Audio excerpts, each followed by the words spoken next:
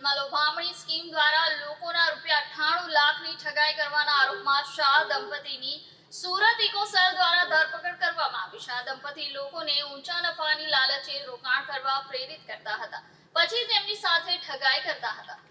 લોભામણી સ્કીમોથી ₹98 લાખની ઠગાઈ કરનાર શાહ દંપતીની ઇકોસેલે ધરપકડ કરી છે। આ ઠગના શિકાર બનેલા ઘણા લોકોએ પોલીસ પાસે ફરિયાદ દાખલ કરી હતી, જેના આધારે પોલીસે તપાસ શરૂ કરી હતી। તપાસ દરમિયાન શાહ દંપતી પર ઠગાઈ અને લોભામણી સ્કીમ ચલાવવાના આરોપો મૂકવામાં આવ્યા હતા। પોલીસે દંપતી પાસેથી ઠગાઈની રકમની પુનઃપ્રાપ્તિ માટેની કાર્યવાહી પણ શરૂ કરી છે। આ મામલે હજુ વધુ તપાસ ચાલી રહી છે અને શક્ય છે કે આ ઠગીના ઘણા બીજા ભોગ બનેલાઓ સામે આવી શકે છે।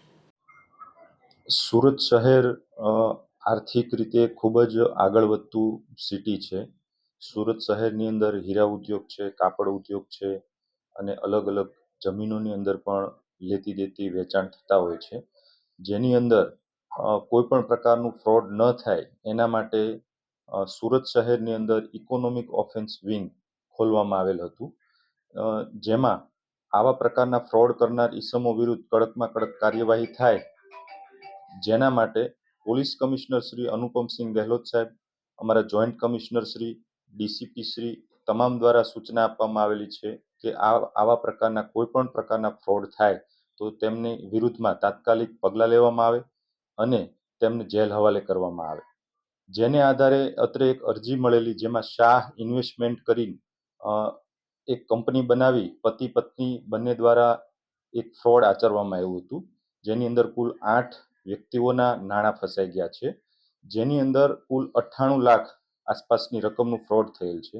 અગાઉ પણ આ દંપતી વિરુદ્ધ ગુનાઓ દાખલ થયેલા છે, જે લાજપોર જેલની અંદર હોય, જેમના કોર્ટના હુકમના આધારે કબજો મેળવી એરેસ્ટ કરવામાં આવેલા છે અને આગળની કાર્યવાહી શરૂ છે।